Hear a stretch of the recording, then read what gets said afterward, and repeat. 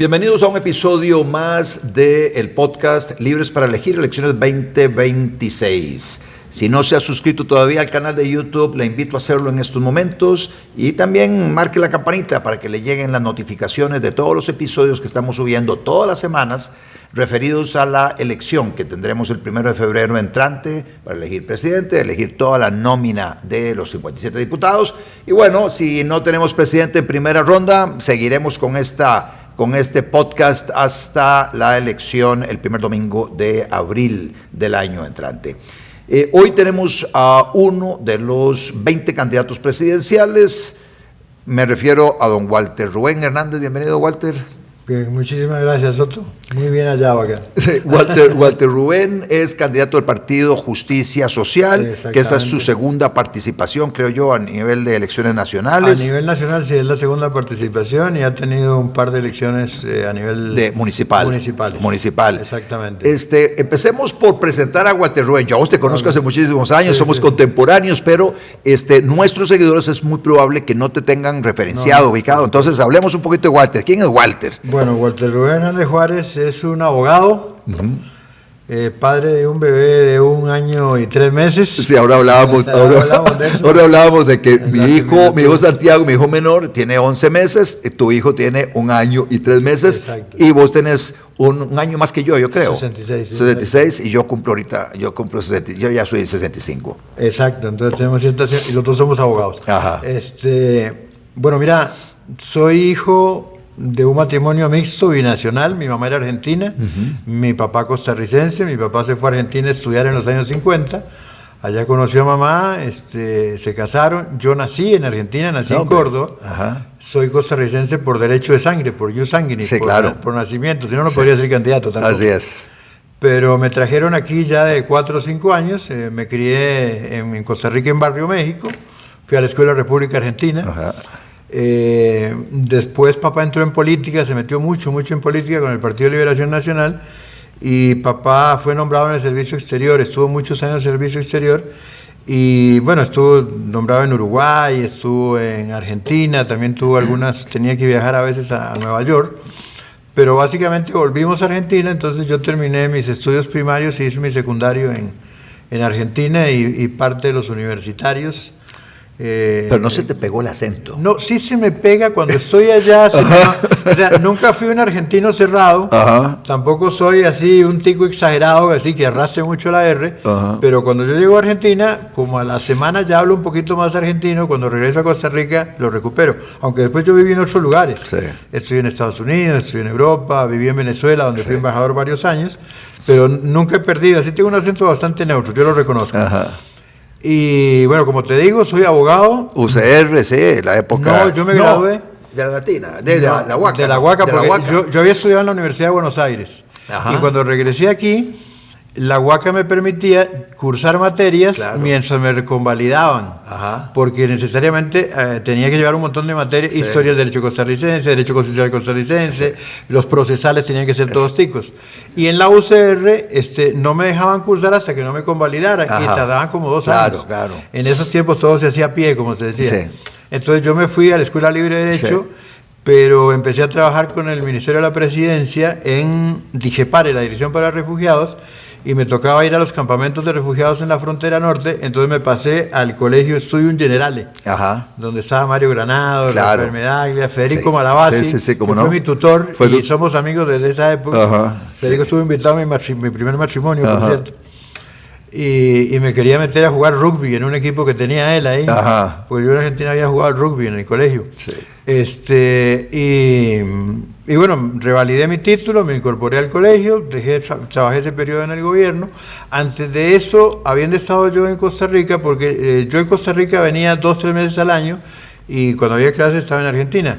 Pero cuando ya en los 80 estuve un tiempo acá, había estado estudiando criminología y criminalística, y había ganado una plaza con el ILANUT, cuando todavía era un organismo de Naciones Unidas, ajá, el Instituto Latinoamericano de Prevención del Delito y, sí, Tratamiento del Delincuente.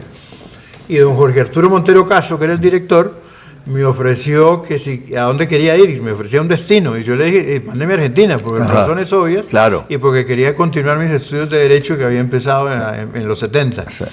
Entonces regresé allá a Buenos Aires, estuve trabajando con las policías federales y tuve una experiencia muy interesante en materia de seguridad. Primero fui corresponsal en Argentina, luego fui el delegado en Argentina, Uruguay, Paraguay. Me tocó la transición de la dictadura a la democracia, las apariciones de las tumbas de los desaparecidos, los centros de tortura.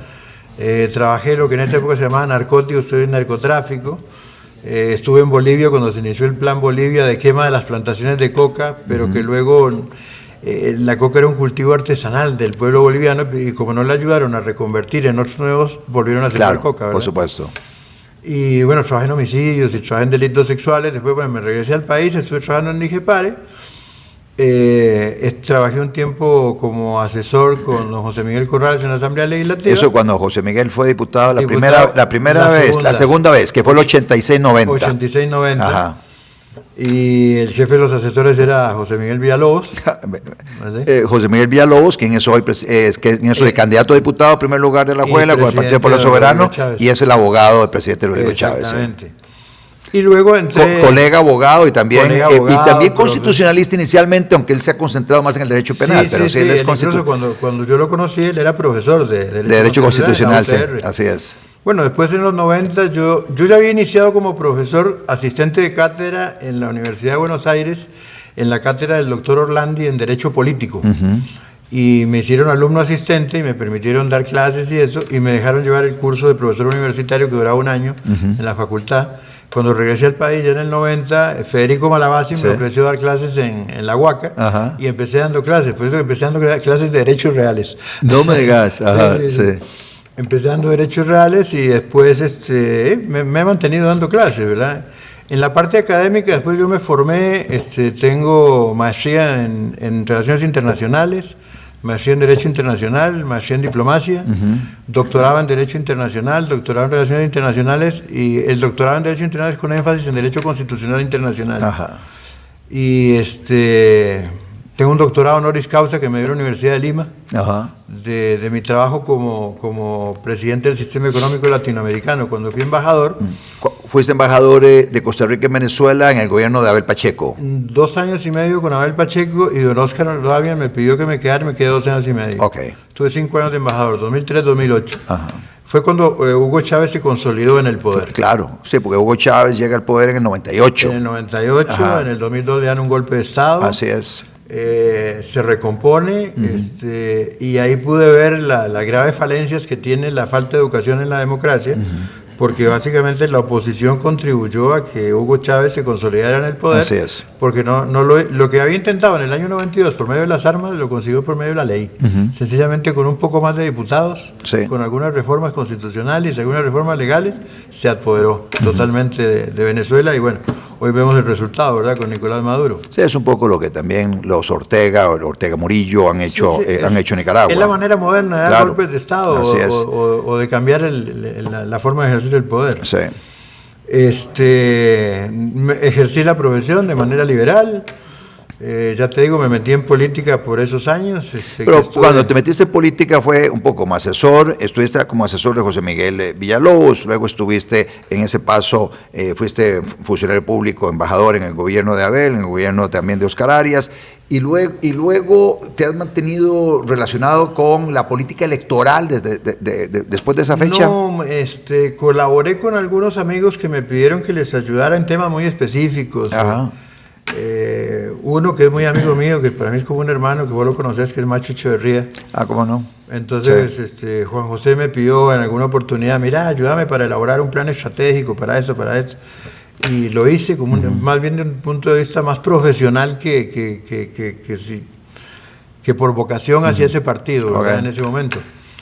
Pero me mantuve aparte, sí publicaba muchos artículos, entrevistas de radio, entrevistas de televisión, comentarista, mesas redondas, pero no me había involucrado. Y en el año 2014 me buscó un grupo de gente y empezamos a tratar de construir un proyecto político.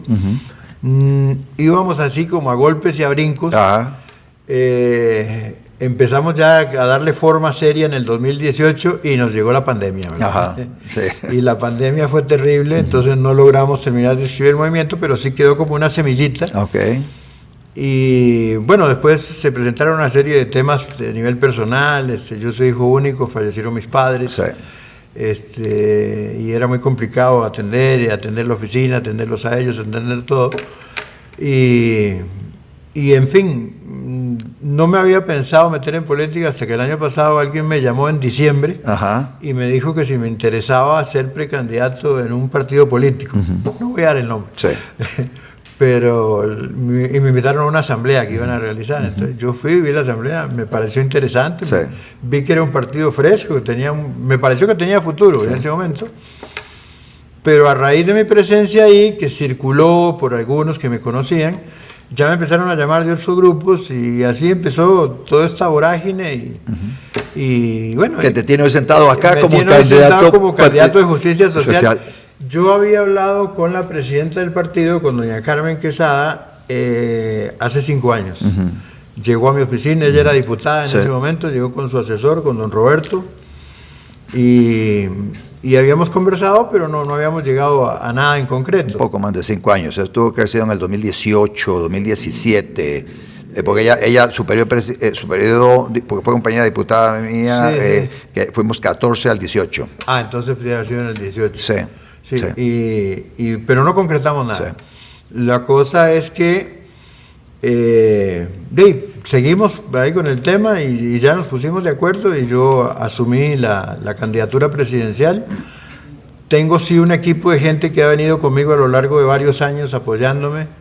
Entremos, Walter, un poquito en la misma dinámica que he tenido con otros candidatos presidenciales, porque estamos claros de que los partidos políticos pasan por un proceso para elaborar sus propuestas de política pública plasmadas en un plan de gobierno, lo inscriben ante el Tribunal Supremo de Elecciones y luego empiezan a darlo a conocer. Esa parte estoy seguro que todavía está en proceso de elaboración, pero sin perjuicio de lo que vaya luego a salir del plan de gobierno, algunas ideas generales, Walter, de lo que serían las principales propuestas que vos como candidato presidencial hoy estás haciendo para un eventual gobierno liderado por vos a partir de mayo entrante. Ok, mira, aquí no hay que inventar mucho. Sabemos que tenemos graves problemas, unas crisis severas que venimos arrastrando, una en materia de educación, la de seguridad ciudadana, sería imposible negarlo. Sí. Y tenemos un tema que es el tema de la seguridad social, que comprende varias áreas, comprende la salud propiamente dicha, el tema de pensiones, el tema qué va a pasar con esas cargas impositivas que se le cobran al patrono, al trabajador independiente, y cómo reactivar la economía, cómo generar trabajo. Ok, esos 3 elementos son prioritarios para mí y hay que atacarlos. En algunos casos, por ejemplo, en educación hay que entrar de manera inmediata con un plan de emergencia, declarar en emergencia para poder utilizar ciertos recursos, para poderlo usar de manera más expedita, tramitar lo que haya que tramitar con la Contraloría General de la República, pero además es necesario recomponer, y en eso hemos estado trabajando, un programa de estudios un poco más realista y no la carga académica que en este momento se les pone al estudiante, que no la está asimilando, porque arrastran un déficit de preparación, incluso arrastran un déficit de profesores, porque los profesores no están bien preparados. Y además hemos graduado en los últimos años varias generaciones que tampoco están bien preparadas en la calle y lo están sintiendo en la universidad o en el trabajo. Entonces, con el INA desarrollar también un plan especial para darles una especie de plan de apoyo. Digamos, si alguien está enfocado en una profesión o en una carrera técnica y necesita matemáticas, le vamos a dar matemáticas. Si no está enfocado en eso, no le vamos a dar matemáticas, pero le vamos a dar otras materias. A todos le vamos a dar inglés, porque el tema de ser bilingüe es fundamental en este país para el trabajo. Máximo, este es un país que recibe mucha inversión extranjera y hemos desarrollado mucho en esa área. Y por supuesto vamos a tratar de diseñar políticas públicas. Yo me pongo de meta el 2045, yo no hablo de más allá del 2045, creo que 20 años es una generación más que suficiente. Yo quiero tener el perfil de, por ejemplo, tu hijo y mi hijo, cuando salgan del colegio en el 2040, ¿cómo van a ser? Yo quiero que sean bilingües, ojalá sean trilingües, ¿ok? Pero que además hayan recibido educación financiera, una educación sexual sólida, que estén preparados, que conozcan la historia, que conozcan la educación cívica, que hayan recibido una matemática realista que les ayude a tener pensamiento lógico, y no como he visto yo algunos programas de matemática donde les meten cosas hasta que son como de la universidad, como para querer impresionar con el currículum. pero no están logrando que los muchachos lo asimilen. Entonces necesitamos necesitamos diseñar qué ciudadano vamos a tener, vamos a graduar en el 2043, 2044, 2045. Después, en seguridad ciudadana, hay que ser realistas. Yo sé que hay personas que en este momento están compitiendo conmigo por la presidencia, que dicen que vamos a poner 4.000 policías y vamos a comprar 2.000 patrullas y vamos a comprar un portaaviones. No, eso es imposible. Mira, en primer lugar hay que entender una cosa. Cuando yo que fui jerarca, que llegué a un ministerio, uno llega el 8 de mayo. Ya el presupuesto con que uno trabaja lo hizo el gobierno anterior. Y ya se ha ejecutado una buena parte, sí. Ya se ha ejecutado una buena parte, si es que no se han gastado la plata de todo el año en algunas partidas, cosa que pasa. O no han gastado las partidas de forma ordenada y tenés una presa de 3.000 millones de colones que no las vas a poder gastar porque necesitas hacer los debidos procesos y tenés que hacer licitaciones y corres el riesgo de perder ese dinero para muchos ministerios. Tenés que salir corriendo a preparar presupuestos extraordinarios. Así y vos que fuiste diputado varias veces, sabes que si no están listos para julio, ya en septiembre entra el presupuesto ordinario. Entonces resulta que uno como presidente tiene control del presupuesto hasta el año siguiente de asumir. Entonces, en materia de seguridad, lo que hay que hacer es, lo que hay que desplegarlo de manera diferente en el terreno. Tengo cierta experiencia policial, tengo experiencia militar, porque como nací en Argentina y mi mamá era argentina, tuve que hacer el servicio militar en Argentina. Entonces, desplegarlo diferente significa que yo necesito establecer una buena relación con el OIJ, con la Judicatura y con el Ministerio Público para crear fuerzas de tarea y atender zonas rojas muy específicas, zonas calientes, pero ir detrás de un objetivo específico. No voy a solucionar todos los problemas de esas zonas rojas, pero voy a atender uno, el más grave. Y al mismo tiempo, en todas esas zonas rojas tienen un área de influencia que son las áreas donde venta el menudeo.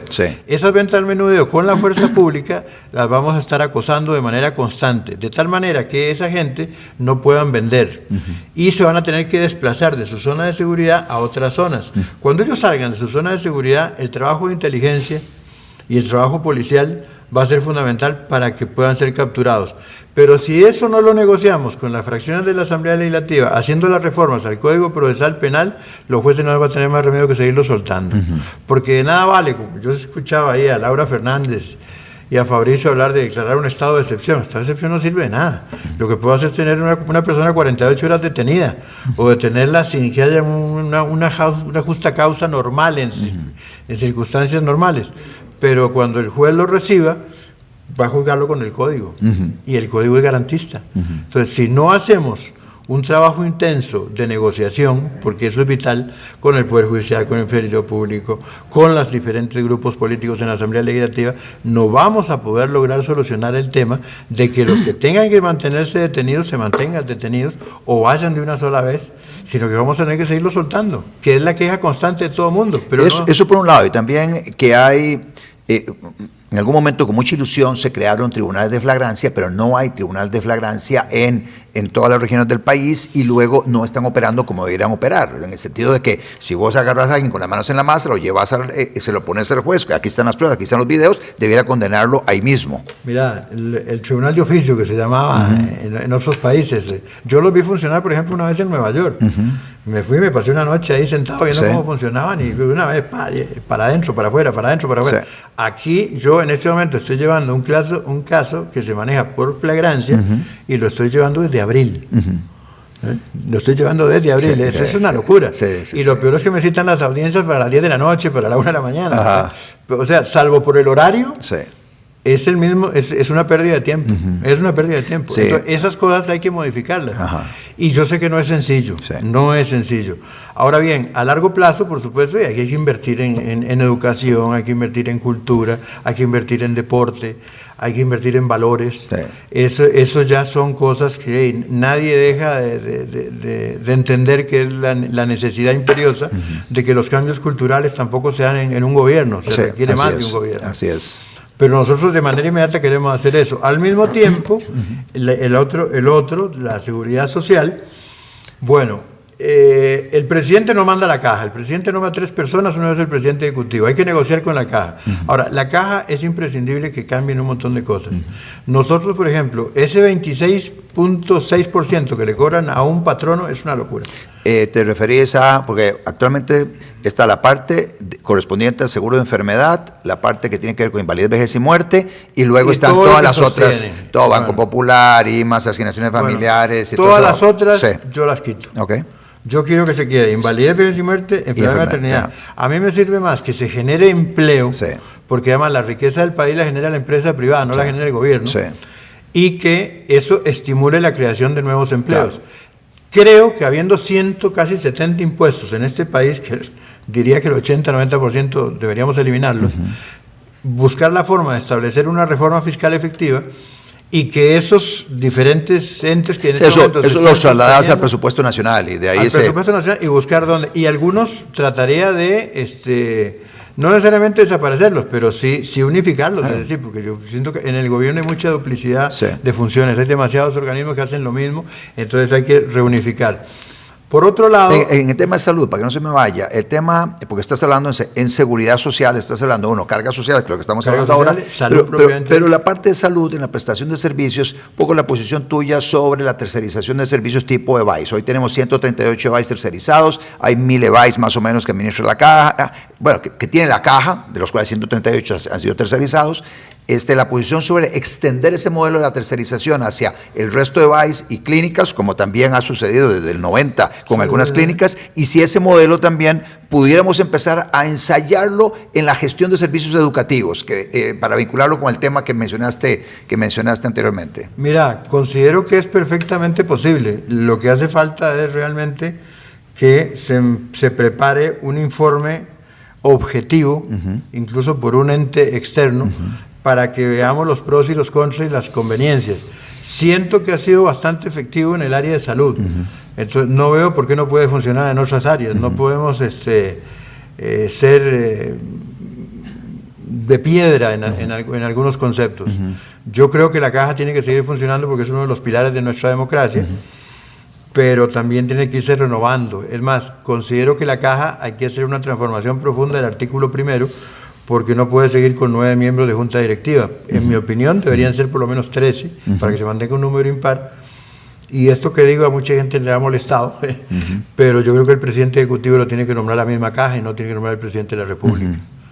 Entonces, fortalecer su nivel de autonomía. Fortalecer el nivel de autonomía, porque en realidad el nivel de autonomía del artículo 73, igual que el 55 para el PANI, es diferente al del 188 para las otras instituciones. Esos artículos que están mencionando son de la Constitución. Exactamente. Con el tema de pensiones, por ejemplo, tenemos un proyecto, lo he venido desarrollando, pensando, estamos consultando con economistas. Yo no soy un convencido del IVA en el sentido de que lo he visto funcionar en otros países que he vivido, es un tanto regresivo desde el punto de vista del empleo. Pero sí hay que cobrar impuestos, de eso no me cabe la menor duda, hay que cobrar impuestos, pero impuestos razonables. Pero ponerle el nombre que le puedas poner. La cosa es que, digamos, estamos en un 13% en este momento del IVA. Vamos a establecer que cuando Otto va y compra algo, el 1% de lo que vos estás pagando de impuestos va a ir a tu cuenta de celular, a tu número de cédula, y se va a asociar directamente a tu pensión o a una pensión complementaria. Y eso lo vamos a hacer desde que un chiquillo ya tiene cédula a los 12 años. De manera de ir reforzando. Y además evitar la evasión, porque todo el mundo va a pedir la factura. Sí, ese es un proyecto que creo que estuvo impulsando Walter Cotto, que es la pensión consumo. Bueno, Walter anduvo por ese lado. Por ese lado, creo que por ahí. Algo parecido a eso. Sí, ok. Pero sí nos interesa plantearlo y que se discuta, ¿verdad? Aquí como todo en democracia, lo que no se discute, no se saca absolutamente nada, ¿verdad? Así es. Después, con respecto a la generación de empleo, sí estamos sumamente preocupados, hay que estimular nuevamente la producción nacional agrícola. El mundo afronta situaciones bastante complicadas, el mundo es sumamente multipolar y conflictivo en este momento. Necesitamos además de nuestro socio comercial por excelencia, que ha sido siempre los Estados Unidos. Nos hemos ido abierto con China. China y Estados Unidos están en una guerra comercial. Hay otras potencias económicas y poblacionales descomunales como la India, por ejemplo. La misma Unión Europea, con la que yo siento que nosotros debemos ir abriéndonos. Y tenemos que volver a una neutralidad efectiva. La neutralidad activa, que es ley, tenemos realmente que hacerla efectiva. No podemos seguir apoyando que sea más a Ucrania que a Rusia.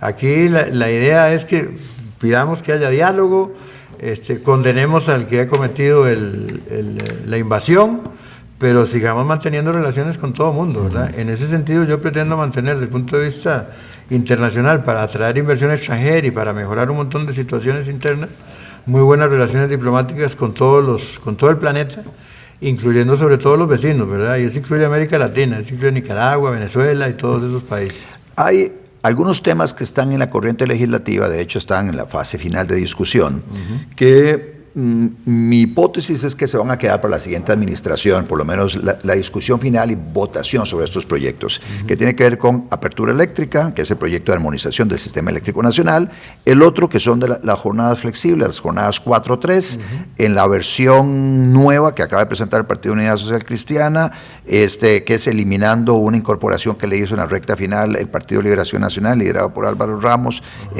acotando aún más o limitando los alcances de la jornada flexible 4-3, sometiendo a la votación de los empleados, etcétera, que esa es la versión de Álvaro Ramos, sí. y la unidad está regresando a la versión anterior. Y luego está otro proyecto que es el que ya fue dictaminado, de la explotación de oro en la zona del distrito de Cutlis del cantón de San Carlos, especialmente en la zona de Cruzitas, pero también en los alrededores.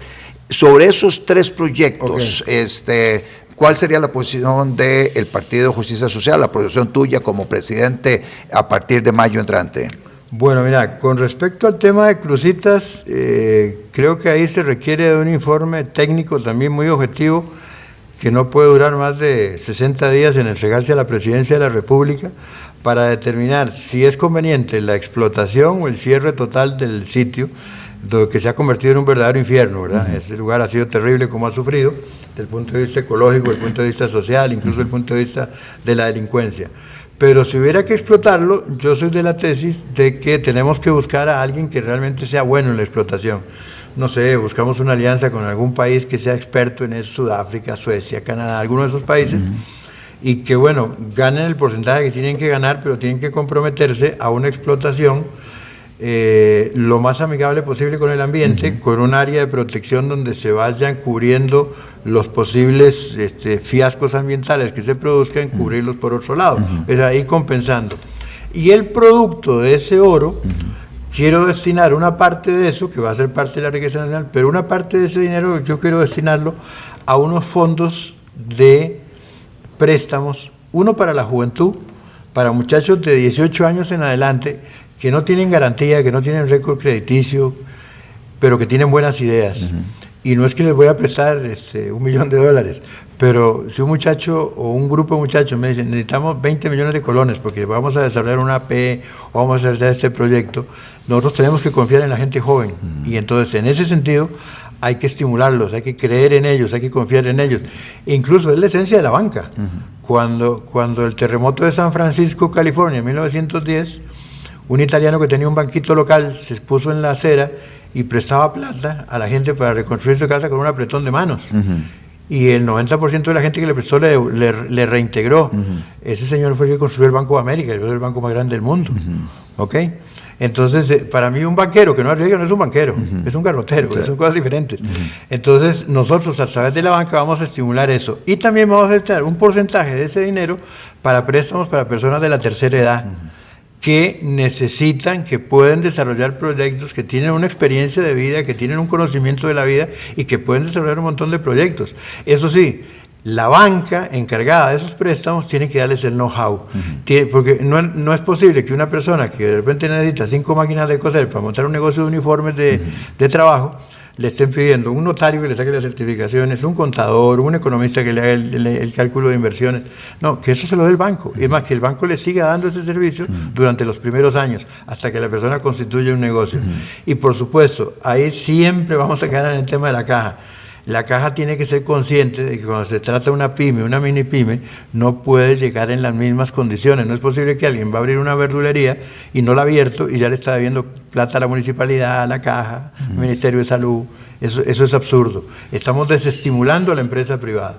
Apertura eléctrica, que es el de armonización, jornadas 4-3, y dame muy rápidamente la posición tuya sobre Alianza del Pacífico y el acuerdo el Alianza del Pacífico y el acuerdo transpacífico. Ok, el tema de producción de energía eléctrica es un tema que yo siento, bueno, se viene manejando desde finales de los 80, con el tema de cogeneración, etc. Y es un tema que se las trae, porque siento que también tenemos que darle la posibilidad al ICE de que parte de los dineros que recupera pueda reinvertirlos generando obras mayores o más grandes, o generando tal vez en algunos sectores no obras descomunales, pero sí varias obras pequeñas que suplen las necesidades. Ahora, creo que la producción de energía, que en eso somos benditos en este país desde el punto de vista del agua, desde el punto de vista de los volcanes, desde el punto de vista de la energía solar, el viento, es una riqueza tuya, mía y de nuestros bebés. O sea, es parte también de nuestro futuro, no podemos hipotecarla. Sí creo conveniente que se puedan llegar a hacer alianzas con terceros, con empresas privadas, para desarrollar, pero siempre de que el Estado cumpla el rol que realmente debe juzgar, que es el de árbitro. Pero sí le tendría que dar más posibilidad al ICE, incluso para intervenir en la construcción de obra pública. Así en todo tipo de obra pública. En todo tipo, sí. Carreteras, escuelas. Es que lo estamos necesitando, la infraestructura del país está por el suelo. Ok, la otra parte que era el proyecto 4.3 y las jornadas 4.3, yo eso lo tengo muy claro. Yo no soy partidario de las 4.3 con 48 horas de trabajo. Yo, si lo hicieran como realmente se hacen, la mayoría de los países que lo han aplicado, que son 42, 40 horas, yo estaría de acuerdo, pero no en 48 horas. Ok, y luego los otros, que son ya decisiones del Ejecutivo, que es el tema de Alianza Pacífico y Alianza Transpacífico. Primero el Ejecutivo tomando la decisión de llevarlo a tal punto de que ya luego lo que queda es una ratificación legislativa. Mira, uno de los temas que tiene en materia de acuerdos internacionales es que una vez que suscribimos ya un tratado, está aprobado por la Asamblea, ya pasa a tener un rango solamente inferior al texto constitucional.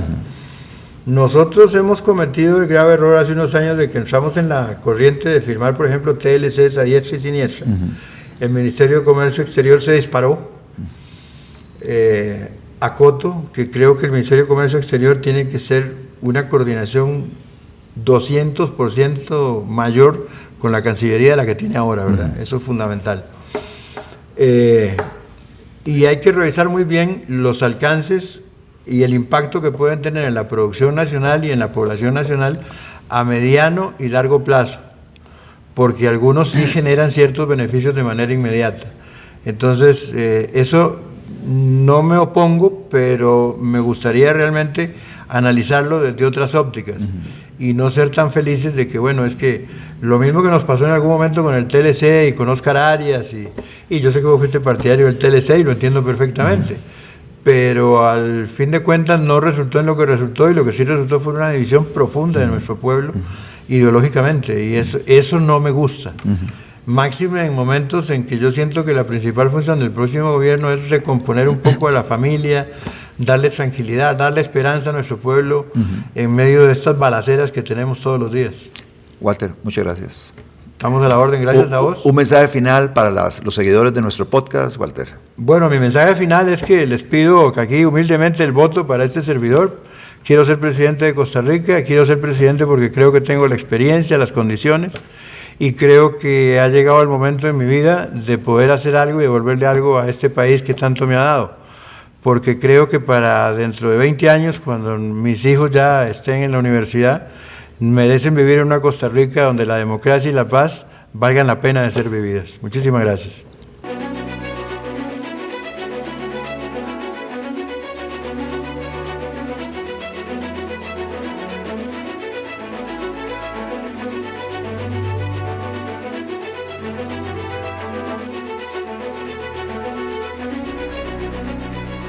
Podcast con Otto Guevara.